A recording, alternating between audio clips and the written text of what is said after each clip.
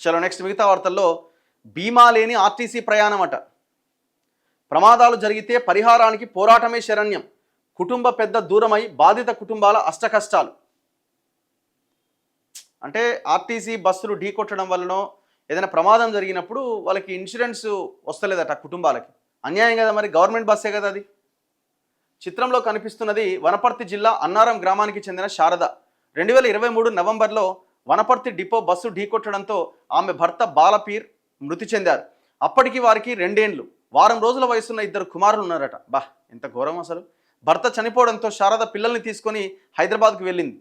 జీవనోపాధికి కూలీ పనులకు వెళ్తోంది. ఆర్టీసీ ఆదుకోలే. నష్టపరిహారం కోసం ఆ మహిళ న్యాయస్థానంలో పోరాడుతోందట. అసలు ఎంత ఎంత ఘోరం అండి ఇది, ఎంత అన్యాయం ఇది. ఈయన నల్గొండ జిల్లా గోగువారిగూడానికి చెందిన జానయ్య. 2019 ఆర్టీసీలో సమ్మెకాలంలో తాత్కాలిక కండక్టర్గా పనిచేసిండట. విధి నిర్వహణలో ప్రమాదవశాత్తు బస్సు టైర్ ఎక్కడంతో ఎడమకాలు నుజ్జునుజ్జైంది. వైద్యులు మోకాలు కింది వరకు తొలగించారు. 6 ఏండ్లు అవుతున్న బాధితుడికి ఆర్టీసీ నుంచి ఎలాంటి పరిహారం అందలేదట. ఈ ఇద్దరే కాదు, ప్రభుత్వ రంగ సంస్థ ఆర్టీసీ బస్సు ప్రమాదాల్లో ఎంతోమంది మరణించారు, మరెంతోమంది తీవ్రంగా గాయపడ్డారు.